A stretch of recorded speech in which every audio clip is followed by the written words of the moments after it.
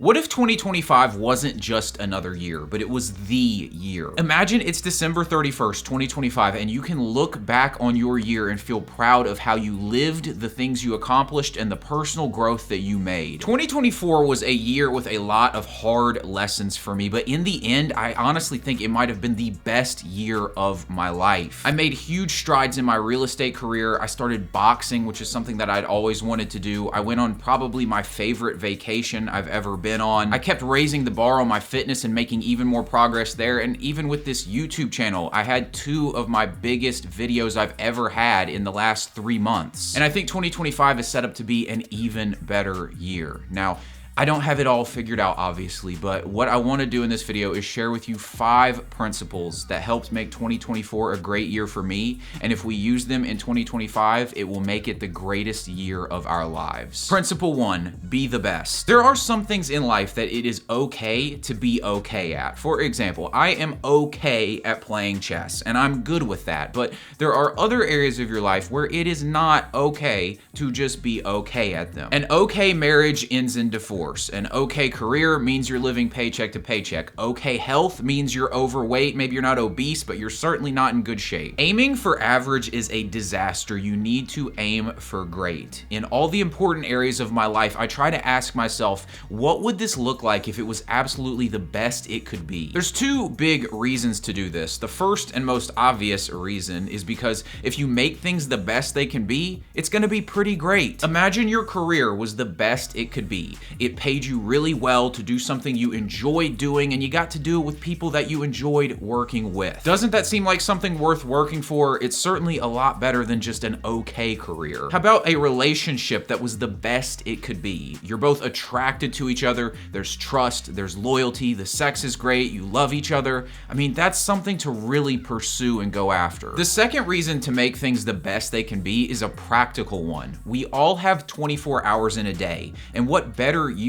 of your time than going after things that really matter to you and making them as good as possible. You can spend those 24 hours smoking weed, watching TV, and scrolling on social media, or you can make them the best they could possibly be. You could change your life into something that you were proud of, that you were thrilled to get up in the morning and experience. It is really meaningful to try and make things as good as you possibly can, and the more that you pursue excellence in something, the more passionate you become about it. This is one reason why people struggle to find purpose and passion in their life, is because they simply have not tried hard at something, and so they're not good at it, and they don't have enough experience with it, and they haven't seen progress with it, and so they're just not that invested. In my early 20s, I worked in a retail store, and it wasn't where I wanted to end up at in life, and in fact, I was kind of bitter that I was there at the beginning because I felt like I deserved more out of life.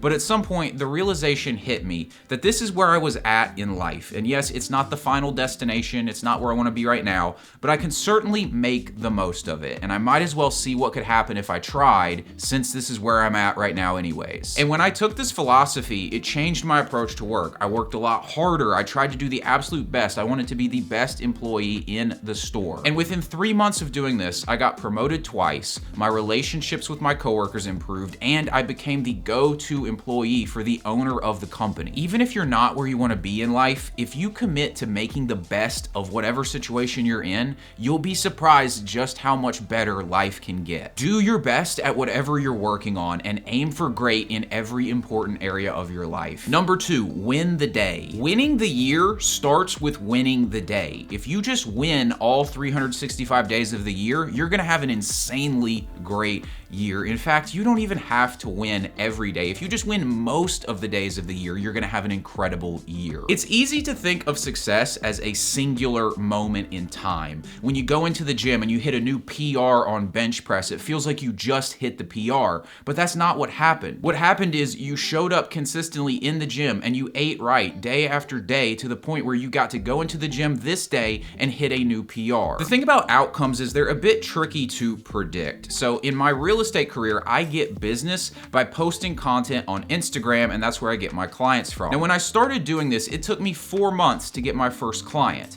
It would have been a mistake if on the day that I got my first client, I went and looked at the piece of content I posted on social media that day and determined that that post was the reason that I got the client. It wasn't that one action. It was doing the right thing over and over and over again that finally led to me getting the result I wanted. Now, why did it take 4 months? I don't know, and that's kind of the point.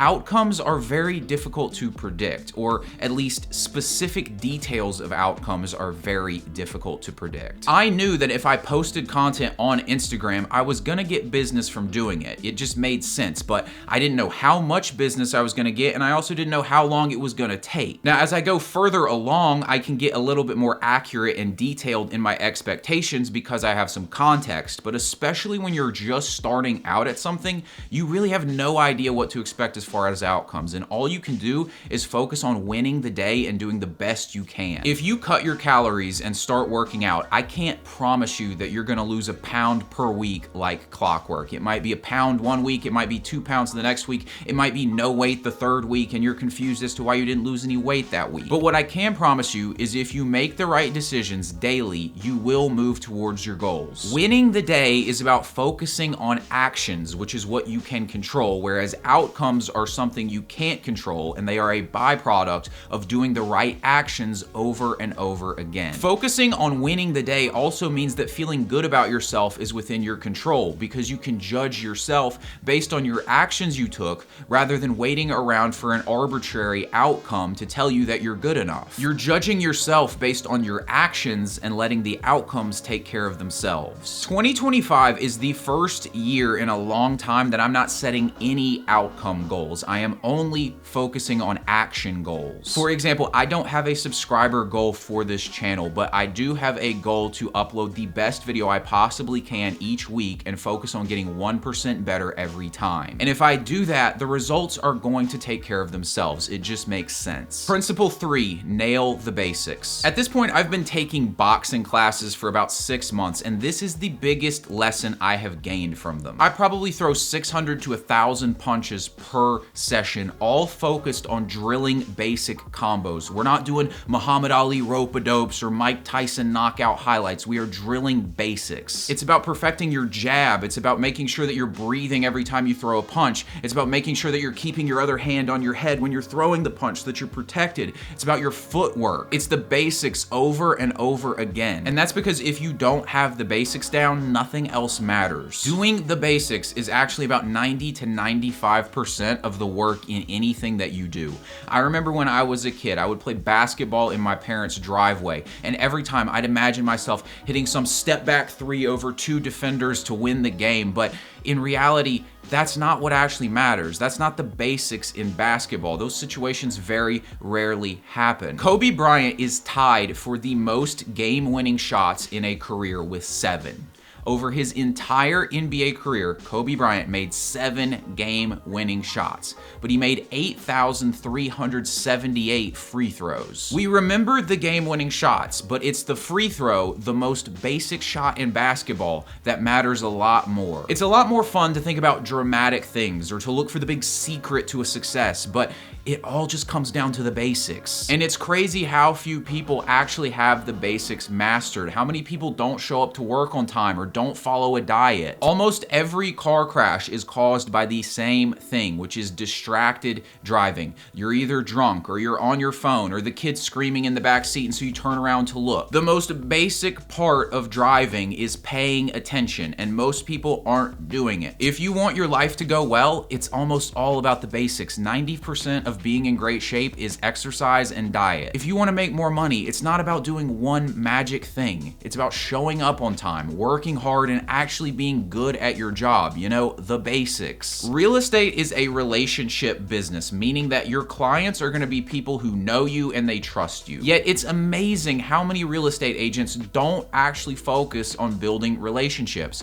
They don't network, they don't post content, they don't make phone calls, and yet they're shocked that they don't have any business. I promise you, if you nail the basics in 2025, you will get ahead of 95% of people who are too busy chasing after the next shiny object. Principle 4, clear the path. You don't need more productivity hacks. You need to get the distractions, the bad habits, and the negative people out of your life. This will do a lot more for you than a cold shower. I've found in my life that when I get bad things out of the way, the good stuff just happens. When I get the bad food out of the house, I just eat healthy naturally. When I committed to one career path instead of chasing after every get-rich-quick scheme, I started making progress. We don't need to complicate. We need to simplify in order to get what we want. And it just kind of makes sense. If you get the bad stuff out of your life, all that's going to be left is the good. When I quit porn, it improved my self-esteem more than just about anything else. Getting the bad people out of my life left me with nothing but positive people. Don't focus so much on what you're going to add this year. Instead, focus on what you're going to subtract. Maybe you have a bad attitude in your career. Fix that, and I promise you'll get better results. Stop wasting money on streaming services and alcohol, and you'll have money to invest or go on that vacation you want to go on. Maybe you're spending time with a girl that you know you don't see a future with, but you're kind of lonely and you don't want to let her go, so you keep going with it.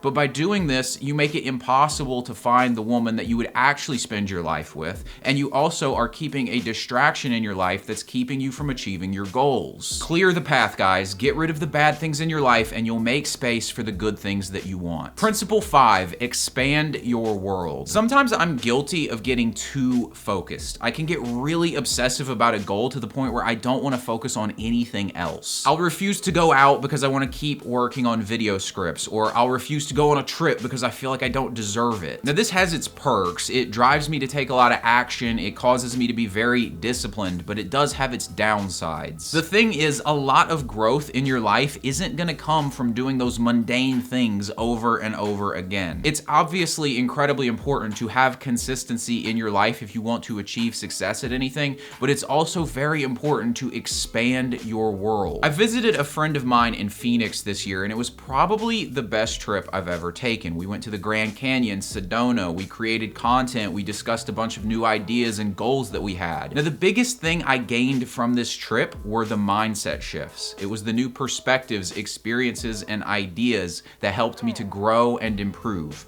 And these are the kinds of things you simply cannot get in your mundane day-to-day existence. So although it is important to maintain a routine, you need to expose yourself to new things as well. I'm making it a priority to do this in 2025. I'm saying yes to new experiences, reading new books, talking to new people, and I'm committed to going on at least a couple trips. The answers you're looking for in life aren't in what you already know. They're outside. It's joining that pickleball league that introduces you to a new friend who gives you the opportunity to start a new career. Or you go on that trip you've been putting off, and this gives you space from your daily routine so that you can get some perspective on your life. Good luck with this coming year, guys. I hope that when you look back on 2025, you can say it was the greatest year of your life. Thanks for watching. Be sure to like and subscribe, and I'll talk to you later.